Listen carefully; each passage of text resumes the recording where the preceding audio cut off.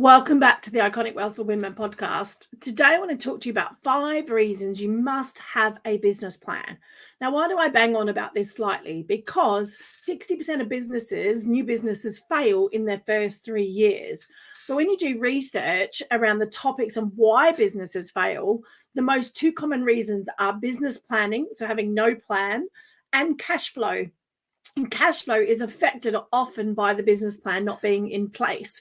So the primary purpose of a business plan really is just to help you figure out where you want to go with your business, how you're going to get there.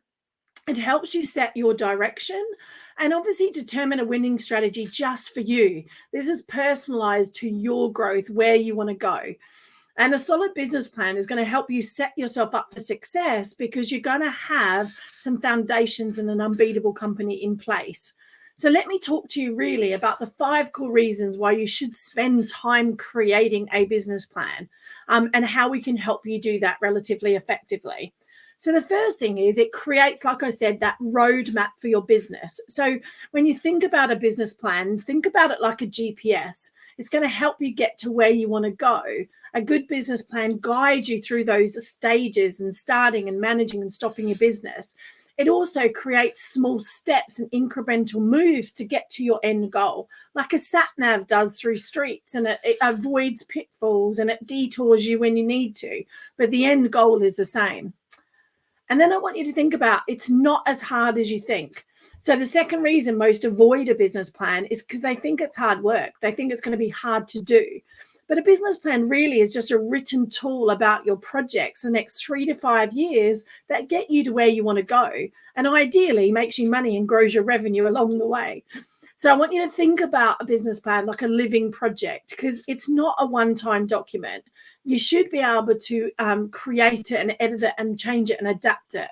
But the thing I want you to do when you actually create your plan is to start to think about how you can break it down into mini plans. So especially if you have a fear of business planning, or maybe you're a bit nervous about getting started and creating a business plan, then ideally you want to break it down into little mini plans. So the first one could be just your overall vision of where you want to go for your business. One of them could be for your sales and marketing. How do you create a sales and marketing plan? One of them could be for your products and pricing, so you know what you're selling. So the first one is where you're going, you know how you're going to get there, you know what you're selling. And then one could be around your operation side of things. So that could be around your team, other resources, education even, and what else you need to succeed in your business that you're in, whatever that business may look like.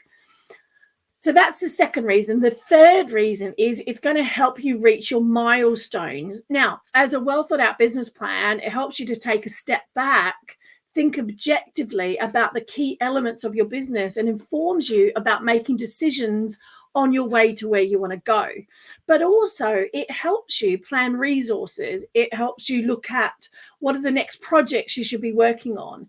How do you create a path to make that happen? So we like to work in 90-day increments in my mastermind, where we break down our annual goal into 4 core projects, and we think about what are the biggest things that are going to move our business forward, and what do we need to get done in the next 90 days? And then we hold each other account to make that happen. So why this does is it reduces your risk of not getting to where you want to go, because you're on your roadmap. You're doing the right activities to get you to where you want to go, rather than a scattergun approach or being in overwhelm all the time, not sure where to get started. And it also, like I said, helps you get to milestones so you can celebrate your wins. Because remember, we're not in this for a short game, we're in it for a long game. So you should be celebrating your wins as you go along. What are those milestones that you've hit? So like me, I celebrated that I launched my podcast last year. I created a book in collaboration with everyone else. I grew my list, which is one thing I really wanted to do. So what are your celebrations or your wins along your way that know you're going to get to where you want to go? They're going to help you get to your end goal. And then the fourth thing to think about why you should have a business plan is it uncovers 2 things: your business potential, but also where things might be going wrong. Because writing a business plan helps you to look at your customers. What are you serving? How are they buying? What are they buying? What products have sold the most? it helps you to also uncover their needs. So what are they desiring? How can you open up new opportunities for them and potentially expose new products or income streams to your business that you could offer? When your business plan and you manage it and you use it, you can also then see what parts of your strategy are working and what parts of those strategies aren't. So, for example, you might be testing a new marketing method right now, and you're looking at, is it working? Is it selling the right product? Do I get conversions? So it helps you to identify maybe where you need to shift or change something, but also what do you need to stop doing more of and start doing less of. With a business plan, you're going to be able to identify these, make your adjustments to your strategy, and create, like I said, new opportunities that could potentially drive your profitability. I'll get that out in a minute. And the other thing it does as well when you're looking at profitability is it can be the smallest of margins. So I learned a long time ago the simple profit levers in a business, and how if you change just one of those, I think it's by 5%, makes a 20% bottom line. So that could be you get more leads so that your conversions go up. It could be you increase your prices slightly across the board, which means your profit goes up. It could be reducing one of your costs exposed to your business, which means your margins go up. But you can make a difference to your bottom line by 20% by one adjustment in any one of those profit levers.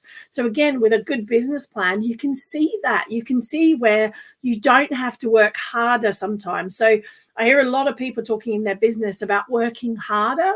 And actually, most of the time, you don't need to work harder. You need to work smarter. And that's where a business plan comes in. Like, it helped me immediately identify with that lady that she was just on the wrong path to her business growth. It was never going to get to where she wanted to go to hit her goals. So again, think about in relation to where's your profitability and what can you do? And a good business plan will show that for you. The second thing it can also do, the fifth thing it can also do is it can help you get funding and also help retain staff. Now, what do I mean by that? Well, firstly, a business plan can help you get funding because it shows your business partners that you have a plan, you have a process, you know where you're going, you know what products you're selling, and you know how you can get to where they want to go so they get their return on investment. But for your staff, it also means you're under control. You have a vision that you're growing. You have a plan to get them to where they want to go. It gives them security in their business growth. So your business should be a tool to persuade others that working with you or investing with you is a smart decision. They'll feel confident they can get a return on investment, but also your staff feel confident they can be a part of a journey with you. So, this is why it should include your vision, your mission, your purpose. What products are you selling? How are you going to sell it? It builds credibility and stability for your staff as well. So make sure you don't just create a business plan. Make sure you share your business plan with your staff. So where do you get started if you've never started thinking about a business plan? So again, I want you to think about it as small incremental elements put together into one plan.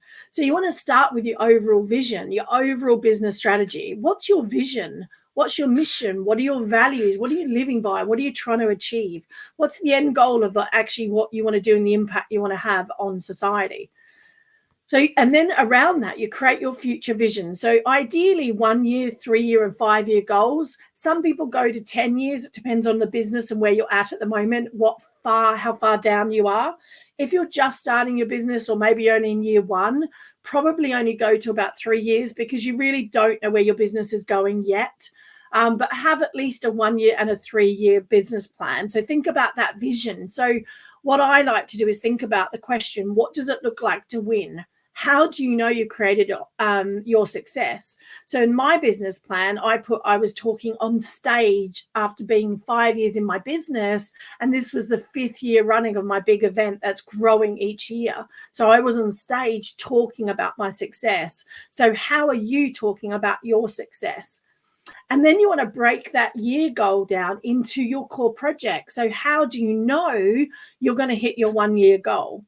Do you need to launch a podcast? Do you need to hire a staff member? What do you need to hit your 1 year goal? And work on them. Like I said, we work on 90-day increments. So think about your 4 core projects that are going to move your business forward in the next year. So once you've done that, then you can literally take a closer look at your annual goal, work on your 90-day increments, and then set your core metrics.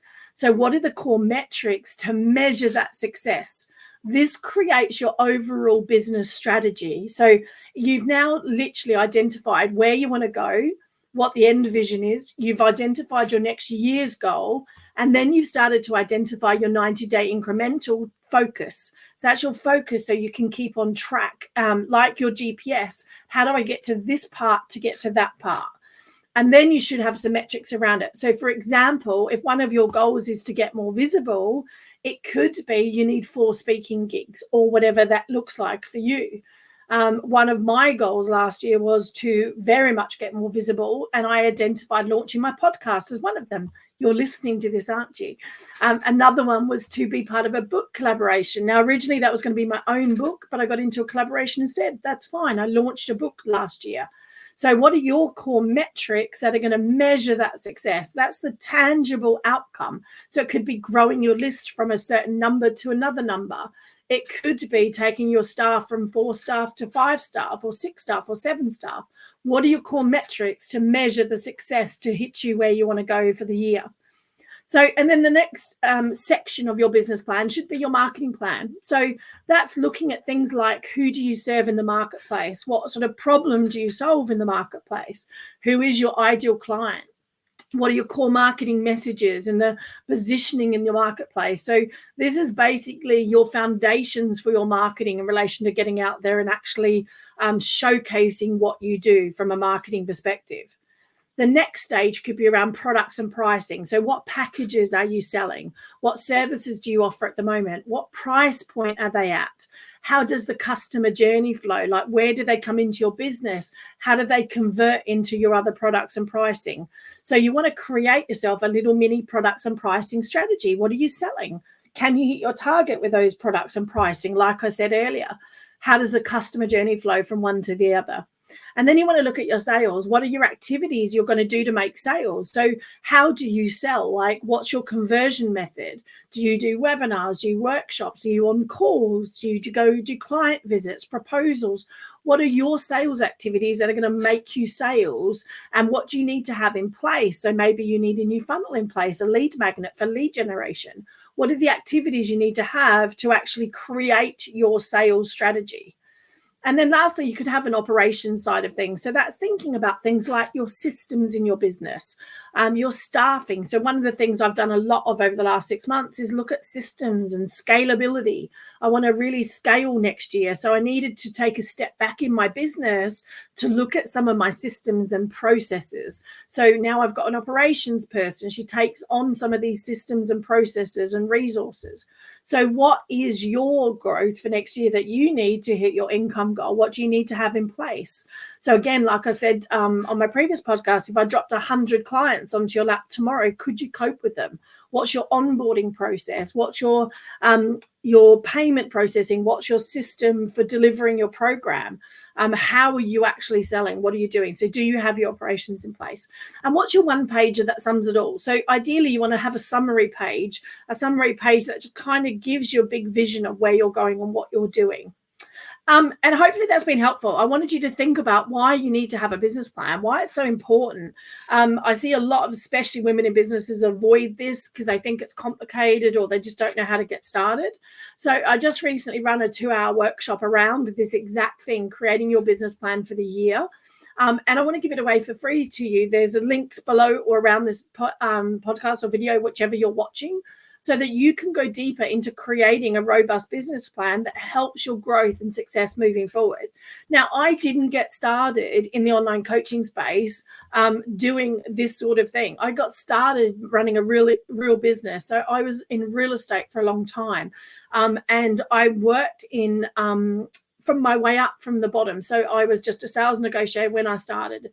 Within 2 years, I got promoted to a branch manager. And the branch manager, I had millions of dollars worth of sales targets to hit. So you had to have a plan. You had to understand your numbers. You had to manage staff.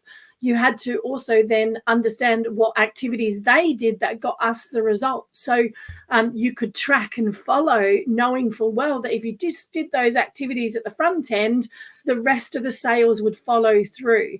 So I've literally built and sold a bricks and mortar business in relation to what I talk about here in business planning. So to have a robust strategy is really important. And a lot in the online space are great marketers and they're good at what they do, but they don't really put in a robust business plan for you to grow, to either potentially exit your business. So you might want to exit your business in 3 or 4 years' time. So what are you doing to exit your business? But also, what are you doing to potentially step away from it? Are you just going to continue to deliver it for the rest of your life? Do you want other people running your business? How are you growing your business to move forward in relation to creating that probably financial freedom that you originally escaped for in the first place? And doing what you love by doing it, how can you feel supported so you can do more of the things that you actually enjoy doing in your business, so you get excited by your business, that you're not doing the things that you don't necessarily enjoy because the systems and processes are in place there for you. So that's why you should create a business plan. I hope that's made you really think about it. This is the time of year to reflect. This is the time of year to really start to put your plans in place. And like I said, remember, it's a moving document. It doesn't stay static. There could be other opportunities that open up. There could be new income streams. Even there's so many different things that can move, but if you don't know where you're going, then you're not on a journey. You don't have clarity. You don't know what you're selling. You don't know how you're going to get there. And having that clarity breeds success, because it means you know what activities to do to get you that success, to move your business forward. So hopefully that's been helping, starting to think about why business planning. And if you listen to my other podcast, which is either before or after this, I'm not sure when it's been released, that's really bad, I talk about where someone had set themselves up to fail before they'd even started planning because they couldn't hit their income goal. So tune into that one as well if you're worried about your numbers or you're thinking about your process in relation to, can you actually even hit your income goal? So I hope this has been valuable. Download, like I said, my workshop, get involved, go deeper in relation to your planning session, and I'll speak to you again soon. Bye for now.